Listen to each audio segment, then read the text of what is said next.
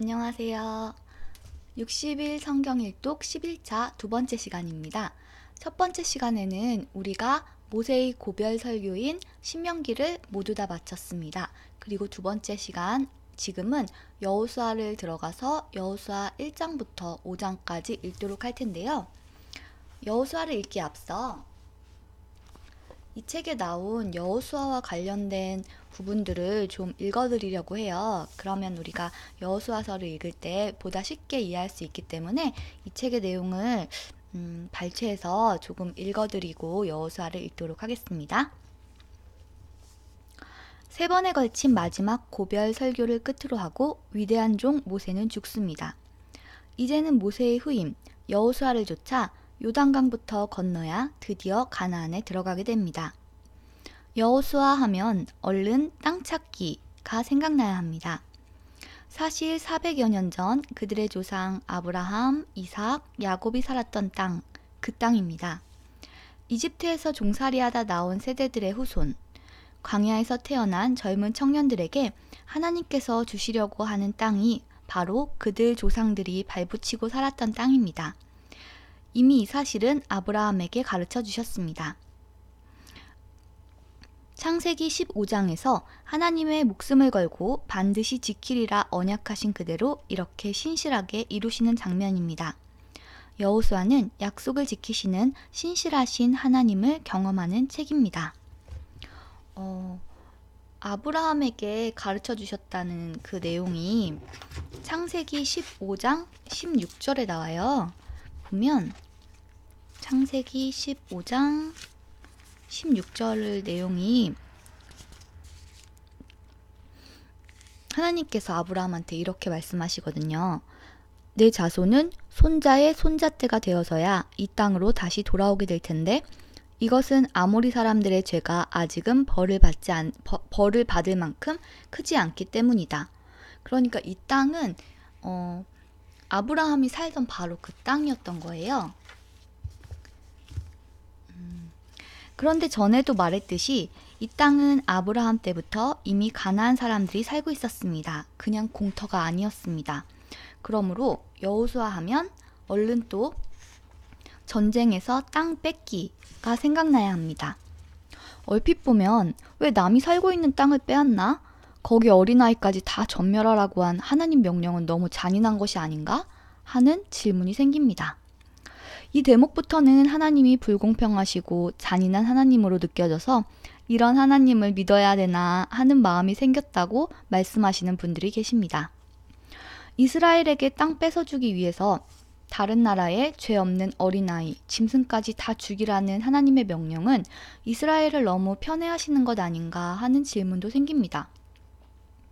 지금까지 이스라엘에게 공의로운 법을 주셨고 법대로 정직하게 바로 살 것을 가르치셨던 하나님이 갑자기 여호수아에 들어와서는 폭군 하나님으로 부각되는 것 같습니다. 여기서 뷰 포인트가 나오는데요. 왜 가나안의 아이들과 짐승까지 전멸시키라고 하시는가에 관한 내용이에요.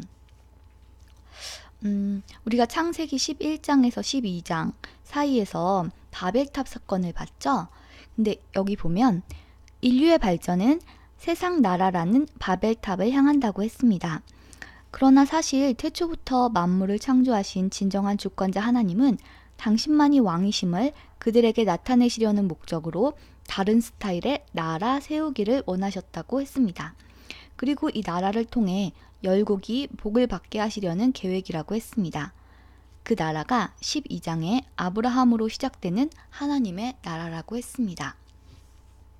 그런데 지금 가나안 앞에 서 있는 이 시점이 드디어 그 과업을 수행하는 순간인 것입니다. 그동안 갈고 닦았던 하나님 백성이 그 사명을 수행해야 할 순간에 맞닥뜨린 것입니다. 이 세상 문화를 정복하고 하나님의 문화를 심어야 하는 사명을 건 전쟁이었습니다. 적당히 섞이기 시작해서 구분이 되지 않는 상태가 되면 하나님은 그 하나님의 백성들을 더 이상 하나님의 백성으로 간주하지 않고 심판하신다고 했습니다. 그리고 또 조금 더 나가서 읽어볼게요. 가나안은 당시 문화가 극도로 발달한 도시 문화를 갖고 있었습니다. 건물 바닥은 포장되어 있었고 배수시설도 되어 있었으며 노동자들은 굴이나 납, 금을 사용하는 기술이 있었습니다. 북방 메소포타미아, 구브로를 포함한 외국과 광범위한 무역을 하고 있었습니다. 광야에서 고립된 생활을 하던 이스라엘, 그들이 볼 때는 고도로 발달된 문화였습니다. 우리가 관점 공부할 때 얘기했던 두 문화의 싸움에 부딪힌 순간입니다. 즉 세상 문화와 하나님 나라의 문화가 부딪히는 순간인 거죠.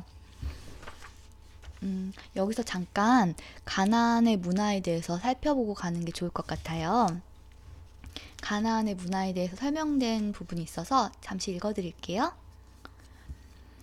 기름진 땅이 낳아주는 수많은 곡식과 과일과 육축들은 그들의 생명이었습니다.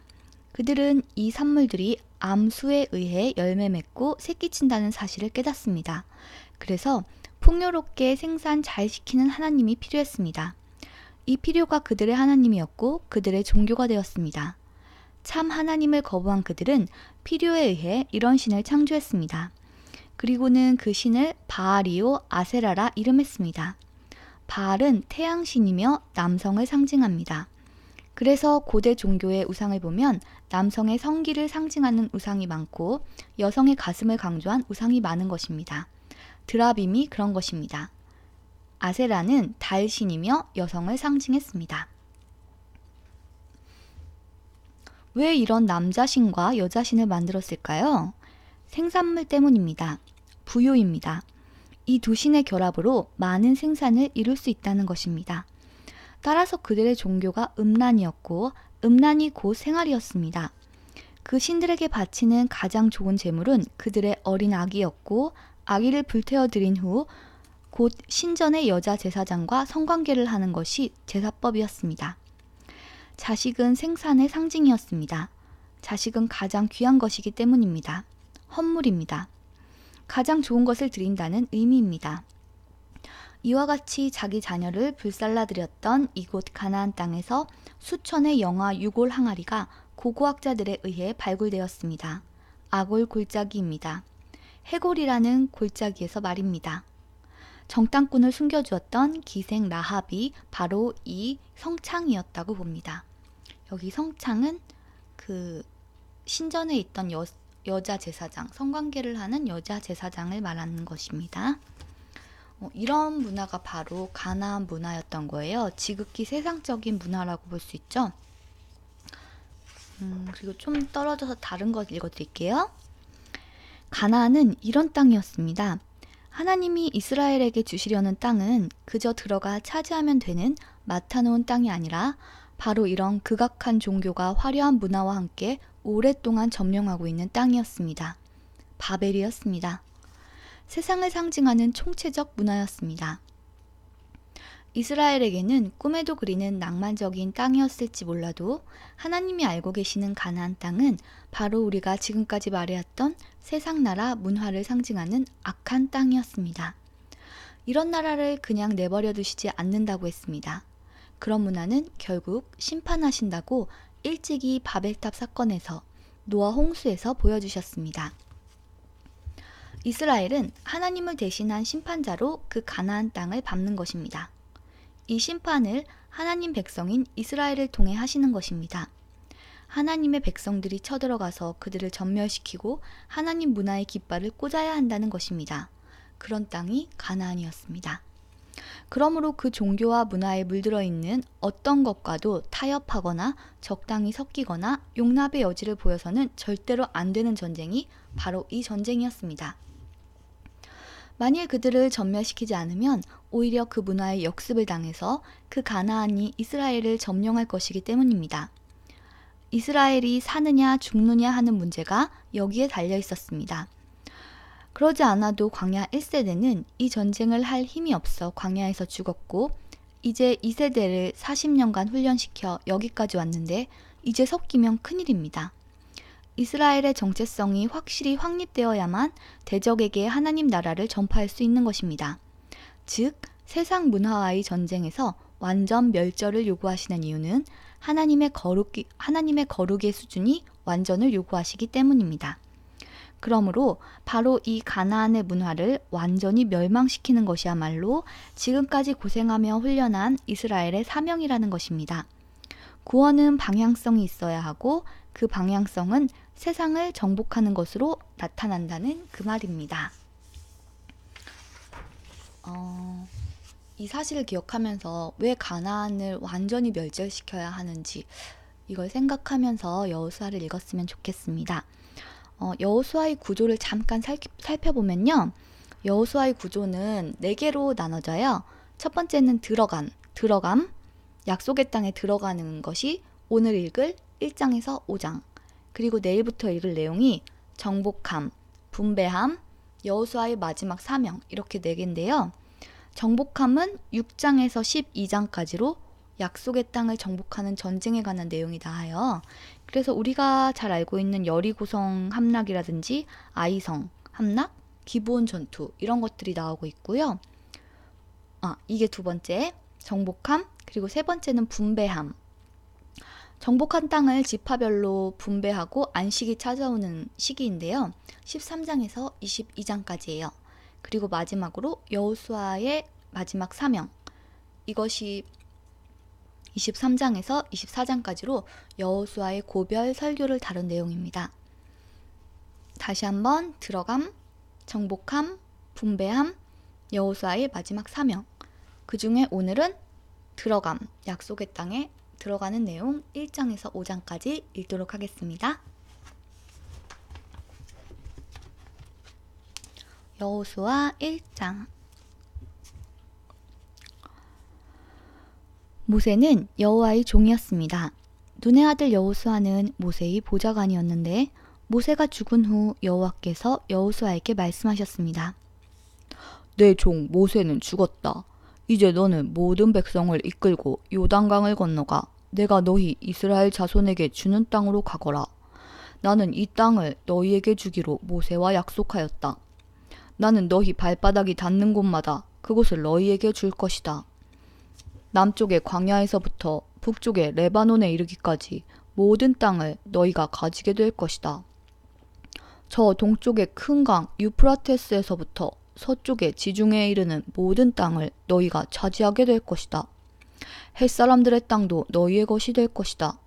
내가 모세와 함께 했던 것처럼 너와도 함께 할 것이며 내가 살아있는 동안에는 너를 막을 사람이 아무도 없을 것이다. 나는 너를 떠나지 않을 것이며 결코 너를 홀로 내버려 두지 않을 것이다. 너는 힘을 내고 용기를 가져라. 장차 너는 백성을 이끌고 그 땅을 차지하게 될 것이다. 그 땅은 내가 이 백성의 조상에게 주기로 약속했던 땅이다.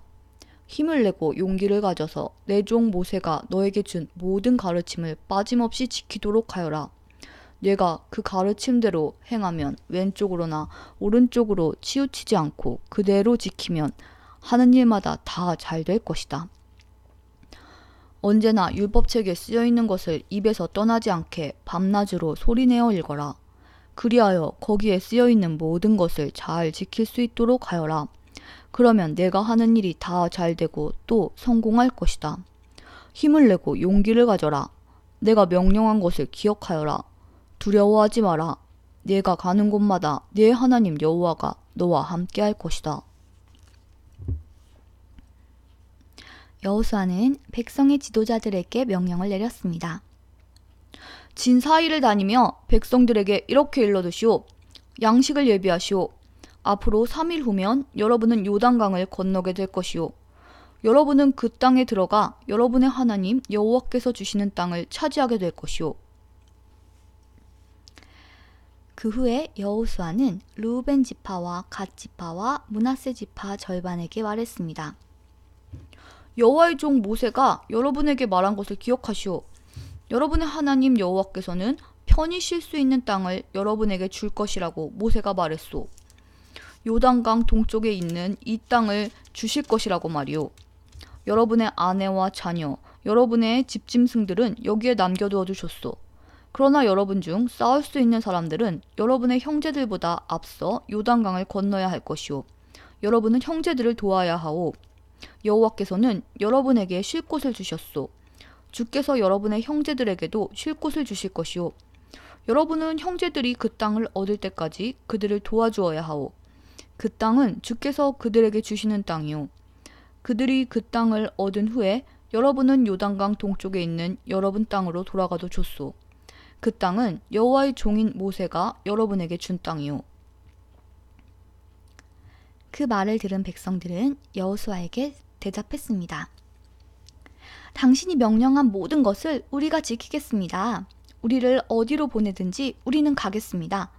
우리가 전에 모세의 말을 그대로 따랐듯이 당신의 말도 따르겠습니다. 오직 당신의 하나님 여호와께서 모세와 함께 하셨던 것처럼 당신과도 함께 하시기를 바랄 뿐입니다. 만약 누구든지 당신의 명령을 따르지 않거나 당신을 배반하는 사람이 있다면 그 사람을 죽여도 좋습니다. 그러니 힘을 내시고 용기를 가지십시오. 여호수아 2장. 눈의 아들 여호수아는 시딤이라는 곳에 이르러 2명의 정탐꾼을 몰래 내보내며 말했습니다. 가서 저 땅을 잘 살펴보고시오. 특히 여리고성을 자세히 살펴보고시오. 그래서 그 2사람은 여리고로 갔습니다. 그들은 라합이라고 하는 어떤 기생의 집에 들어가 머무르게 되었습니다. 어떤 사람이 여리고 왕에게 가서 말했습니다. 이스라엘 사람들 몇 명이 오늘 밤 이곳에 와서 이 땅을 몰래 엿보고 있습니다. 그래서 여리고 왕은 라합에게 사람을 보내어 말했습니다. 내 집에 들어간 사람들을 내보내라. 그들은 우리 땅을 엿보러 온 사람들이다. 그러자 라합은 이렇게 말했습니다. 그 사람들이 여기에 온 것은 사실이지만 나는 그들이 어디에서 온 사람들인지 알지 못했고 저녁이 되어 성문 닫을 시간이 되자 그들은 이 집을 떠났습니다. 나는 그들이 어디로 갔는지 모릅니다. 그러나 빨리 뒤쫓아가면 그들을 따라잡을 수 있을지도 모릅니다. 라합은 이미 그 사람들을 지붕 위에 숨겨놓은 뒤였습니다. 그들은 말리기 위해 지붕 위에 펼쳐놓았던 삼대 밑에 숨어 있었습니다. 라합의 말을 들은 왕의 부하들은 밖으로 나가 이스라엘에서 온 정탐꾼들을 찾아다녔습니다. 그들은 요단강을 건너는 곳까지 뒤쫓아갔는데 왕의 부하들이 성을 나가자마자 성문은 닫혔습니다. 정탐꾼들이 잠자리에 들 준비를 할 때 라합이 지붕으로 올라와 그들에게 말했습니다. 나는 여호와께서 이 땅을 당신들의 백성에게 주셨다는 것을 압니다. 우리는 당신들 때문에 매우 두려워하고 있고 이 땅에 사는 모든 사람들도 당신들을 무서워하고 있습니다. 우리가 무서워하는 것은 여호와께서 당신들을 도우셨기 때문입니다. 우리는 당신들이 이집트에서 나올 때 여호와께서 홍해의 물을 마르게 하신 사실을 들어서 알고 있습니다. 또 당신들이 요단강 동쪽에 살고 있던 아모리 사람들의 2왕 시혼과 옥을 물리쳤다는 사실도 알고 있습니다. 이 모든 이야기를 들었을 때 우리는 너무나도 무서웠습니다. 지금 이 성 사람들은 당신들과 싸우는 것을 두려워하고 있습니다. 그것은 당신들의 하나님 여호와께서 위로는 하늘과 아래로는 땅을 다스리는 분이심을 알고 있기 때문입니다. 그러니 여호와 앞에서 나에게 약속을 해주십시오. 내가 당신들에게 친절을 베푼 것처럼 당신들도 내 가족에게 친절을 베풀겠다고 말입니다. 제발 내 아버지와 어머니, 형제 자매들과 그들의 모든 가족을 구해주겠다고 약속해 주시고 그렇게 하겠다는 증거를 보여주십시오. 정탐꾼들이 라합에게 말했습니다. 우리의 목숨을 걸고 당신들을 살려주겠소. 우리가 하고 있는 일을 아무에게도 말하지 마시오. 여호와께서 이 땅을 우리에게 주실 때 우리는 친절함과 성실함으로 당신들을 대하겠소. 라합이 살고 있던 집은 성벽 위에 세워져 있었는데 라합은 정탐꾼들이 창문을 통해 밧줄을 타고 내려갈 수 있도록 해주었습니다. 라합은 그들에게 말했습니다. 언덕으로 올라가십시오. 그곳으로 가면 왕의 부하들이 당신들을 찾을 수 없을 것입니다. 거기서 3일 동안 숨어 있다가 왕의 부하들이 되돌아가면 당신들의 갈 길을 가십시오. 정탐꾼들은 라합에게 대답했습니다. 우리는 당신과 약속한 이 맹세를 무슨 일이 있어도 꼭 지키겠소. 우리가 이 땅으로 다시 돌아올 때 우리가 내려갔던 창문에 이 붉은 밧줄을 메어 놓으시오. 그리고 당신의 아버지 어머니, 당신의 형제 자매와 모든 가족들을 당신의 집 안에 모아두시오. 누구든지 당신의 집 밖으로 나갔다가 죽임을 당하면 그 사람 잘못이오. 우리에겐 책임이 없소. 그러나 만약 당신의 집 안에 있는 사람 중 한 사람에게 손이라도 대면 우리가 책임을 지겠소. 우리가 한 이 약속을 아무에게도 말하지 마시오. 만약 이 약속을 다른 사람에게 말하면 우리도 이 약속에 대해 책임을 지지 않겠소. 라합은 그렇게 하겠습니다 하고 대답했습니다. 그런 후에 정탐꾼들은 그곳을 떠나 자기 갈 길을 갔습니다. 그들이 떠난 뒤에 라합은 창문에 붉은 밧줄을 메어 놓았습니다. 정탐꾼들은 라합의 집을 나와 언덕으로 올라갔습니다. 그들은 그곳에서 3일 동안 머물렀습니다. 왕의 부하들은 이리저리 정탐꾼들을 찾아다녔지만 그들을 찾지 못한 채 3일 만에 성으로 되돌아갔습니다. 그때 두 사람도 여호수아에게 돌아갔습니다. 그들은 언덕을 내려와 강을 건넜습니다. 그들은 눈의 아들 여호수아에게 가서 자기들에게 일어난 모든 일을 보고했습니다. 그들이 여호수아에게 말했습니다. 여호와께서 그 땅 전체를 우리에게 주신 것이 틀림없습니다. 그 땅의 모든 사람들이 우리를 몹시도 두려워하여 두려움에 떨고 있습니다. 여호수아 3장. 이튿날 여호수아는 아침 일찍 일어났습니다. 여호수아는 이스라엘 백성과 함께 시딤을 떠나 요단강까지 갔습니다. 그리고 강을 건너기 전 그곳에 진을 쳤습니다. 3일 후 지도자들이 진 사이로 돌아다니면서 백성에게 명령했습니다.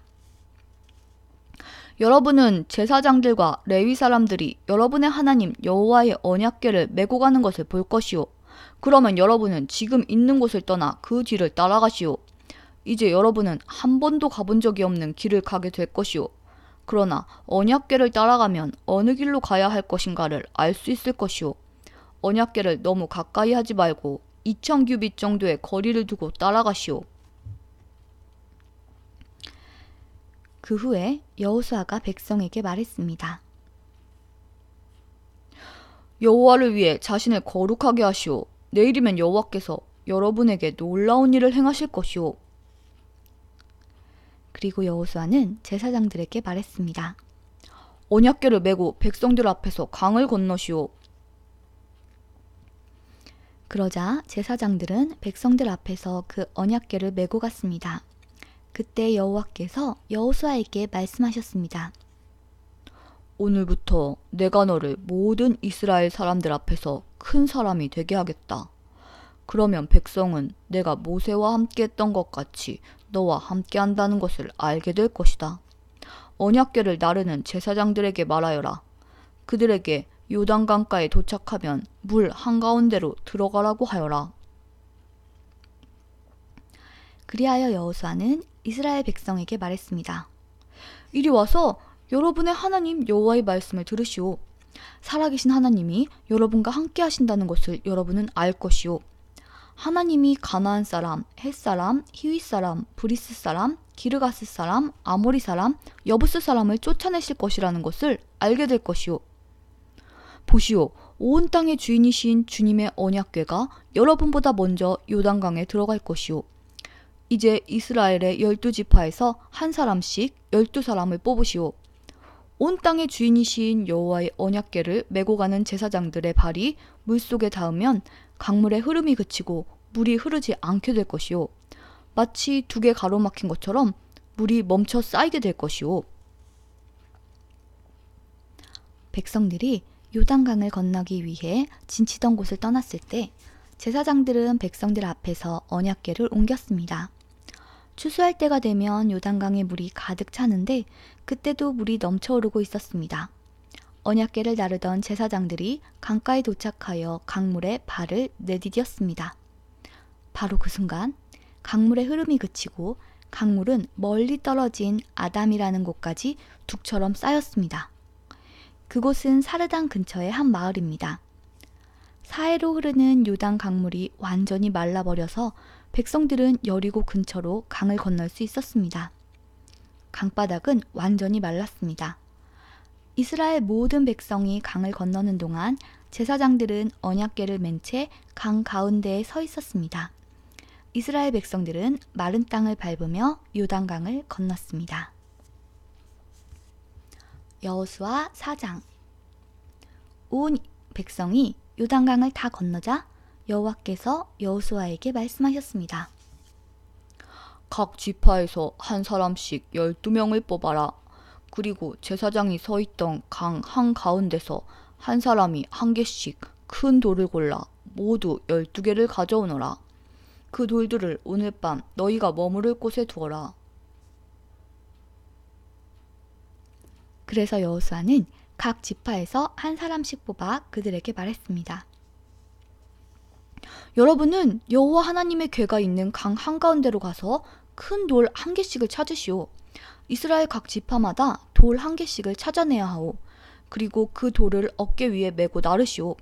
그 돌은 여러분에게 기념이 될 것이오.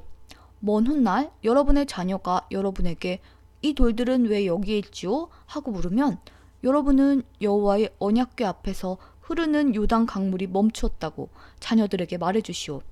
이 돌들은 이스라엘 백성들에게 이 일을 영원토록 기억시켜 줄 것이오. 이스라엘 사람들은 여호수아가 시키는 대로 요단강 가운데서 돌 12개를 날라왔습니다. 이스라엘의 12지파는 여호와께서 여호수아에게 명령하신 대로 각각 한 개씩의 돌을 맡아 자기들 진 가운데 두었습니다. 또 여호수아는 돌 12개를 취하여 제사장들이 언약궤를 메고 서 있던 요단강 한가운데에도 두었습니다. 그 돌들은 아직까지도 거기에 있습니다. 여호와께서 여호수아에게 명령하여 백성들에게 이르게 하신 일, 곧 모세가 여호수아에게 명령했던 일을 백성들이 다 마칠 때까지 제사장들은 언약궤를 맨 채 계속 강 한가운데에 서 있었습니다. 백성들은 서둘러 강을 건넜습니다. 마침내 백성들은 모두 강을 건넜고 그 후 제사장들은 여호와의 궤를 강 건너편으로 옮겼습니다. 제사장들이 언약궤를 옮기는 동안 백성들은 그 모습을 바라보고 있었습니다. 르우벤 자손과 갓 자손과 므낫세 반 지파 사람들은 모세가 그들에게 지시했던 것과 같이 기꺼이 싸울 준비를 갖췄습니다. 그들은 다른 백성들보다 앞서서 강을 건넜고 4만 명이나 되는 무장한 사람들이 여호와 앞에서 요단강을 건너 여리고 평야로 나아가 싸움을 준비했습니다. 그날 여호와께서는 여호수아를 모든 이스라엘 사람들 가운데서 큰 사람으로 만드셨습니다. 이스라엘 사람들은 모세를 존경했듯이 여호수아가 사는 날 동안 그를 존경했습니다. 그때 여호와께서 여호수아에게 말씀하셨습니다. 증거궤라고도 불리는 언약궤를 메고 있는 제사장들에게 요단강에서 올라오라고 명령하여라. 그래서 여호수아는 제사장들에게 강에서 나오시오! 라고 명령했습니다. 그러자 제사장들은 여호와의 언약궤를 메고 강에서 나왔습니다. 그들이 강의 마른 땅을 밟자마자 강물은 강을 건너기 전처럼 다시 넘쳐 흘렀습니다. 백성들은 첫 번째 달의 10일째 되는 날 요단강을 건넜고 여리고 동쪽의 길갈에 진을 쳤습니다. 여호수아는 요단강에서 주운 돌 12개를 길갈에 세웠습니다. 여호수아는 이스라엘 사람들에게 이렇게 말했습니다. 훗날 여러분의 자녀가 아버지에게 이 돌들은 무슨 돌이지요? 라고 물으면 그들에게 이렇게 대답해 주시오. 이스라엘은 마른 땅을 밟으며 요단강을 건넜다. 너희 하나님 여호와께서 강물이 흐르는 것을 멈추게 하셨고 백성이 강을 다 건널 때까지 강물은 말라 있었다. 여호와께서는 홍해에서 하셨던 일과 똑같은 일을 요단강에서도 하셨다. 주께서 홍해의 물을 멈추게 하셨기 때문에 우리가 건널 수 있었다. 여호와께서 이 일을 행하신 것은 땅 위의 모든 사람들이 주께서 큰 능력을 가지고 계신 분임을 알게 하기 위함이다. 또한 너희들이 언제나 여호와 하나님을 섬기도록 하기 위해서이다. 여호수아 5장. 이처럼 여호와께서는 이스라엘 사람들이 강을 건널 때까지 요단강을 마르게 하셨습니다. 그때 요단강 서쪽에 사는 아모리 사람들의 모든 왕들과 또 지중해 가까이에 사는 가나안 왕들도 그 이야기를 듣게 되었습니다. 그들은 그 이야기를 들은 후 몹시 두려워했고 이스라엘 사람들과 마주치는 것을 너무나 무서워하게 되었습니다. 그때 여호와께서 여호수아에게 말씀하셨습니다. 부싯돌로 칼을 만들어서 이스라엘 사람들에게 다시 할례를 행하여라. 그래서 여호수아는 부싯돌로 칼을 만들어 기브앗 하라롯에서 이스라엘 사람들에게 할례를 베풀었습니다. 여호수아가 남자들에게 할례를 베푼 이유는 이러합니다. 이스라엘 사람들이 이집트를 떠난 이후 군대에서 일할 만큼 나이가 든 사람들은 광야에서 모두 죽었습니다. 이집트에서 나온 남자들은 할례를 받았으나 광야에서 태어난 많은 아이들은 할례를 받지 않았습니다. 이스라엘 사람들은 광야에서 40년 동안을 옮겨 다녔고 그동안 이집트에서 나온 사람 가운데 싸울 수 있는 남자들은 다 죽었습니다. 그것은 그들이 여호와께 순종하지 않았기 때문입니다. 그래서 주께서는 그들이 가나안 땅을 볼 수 없을 것이라고 말씀하셨습니다. 그 땅은 여호와께서 그들의 조상들에게 주기로 약속하셨던 땅이었고 젖과 꿀이 흐르는 비옥한 땅이었습니다. 마침내 그들의 자손들이 그 땅을 차지하게 되었으나 광야에서 태어난 자손들 중에는 할례를 받은 사람이 하나도 없었기 때문에 여호수아는 그들에게 할례를 베풀었습니다. 할례를 받은 모든 이스라엘 사람들은 상처가 아물 때까지 그들의 진에 머물러 있었습니다. 그때 여호와께서 여호수아에게 말씀하셨습니다. 너희는 이집트에서 노예로 있으면서 부끄러움을 당했다. 그러나 오늘날 내가 그 부끄러움을 없애버리겠다. 그래서 여호수아는 그곳의 이름을 길갈이라고 불렀고 지금까지도 길갈이라는 이름으로 불리고 있습니다. 여리고 평야에 있는 길갈에서 진을 치고 있었던 이스라엘 백성들은 그달 14일 저녁에 그곳에서 유월절을 지켰습니다. 유월절 이튿날 백성들은 그 땅에서 자라난 식물 중 몇 가지를 먹었는데 그것은 누룩을 넣지 않고 만든 빵인 무교병과 볶은 곡식이었습니다. 이 음식을 먹은 그날부터 만나는 더 이상 내리지 않았습니다. 이스라엘 사람들은 그날 이후 만나를 먹을 수 없었기 때문에 가나안 땅에서 나는 것을 먹기 시작했습니다. 여호수아가 여리고 근처에 있었을 때 눈을 들어보니 어떤 사람이 자기 앞에 칼을 들고 서 있는 것이 보였습니다. 여호수아는 그에게 다가가 당신은 우리 편이요? 아니면 적의 편이요? 라고 물었습니다. 그 사람은 나는 누구의 편도 아니다. 나는 여호와의 군대 사령관으로 왔다. 고 대답했습니다. 그러자 여호수아는 땅에 엎드려 그에게 물었습니다. 주의 종인 저에게 하실 말씀이 무엇입니까? 여호와의 군대 사령관은 너의 신을 벗어라. 내가 서 있는 곳은 거룩한 곳이다. 라고 말했습니다. 여호수아는 그의 말대로 했습니다. 여호수아 5장이 모두 끝났습니다. 여호수아의 네 파트 중에 첫 번째 파트인 들어감이 끝났고요. 내일부터는 여호수아 6장부터 정복 전쟁의 이야기가 시작됩니다. 그러면 오늘은 여기까지 읽도록 하고요. 오늘 남은 시간도 주님의 은혜 가운데 복된 하루 되시길 바랍니다. 그럼 우리는 내일 만나도록 할게요. 내일 만나요. 안녕.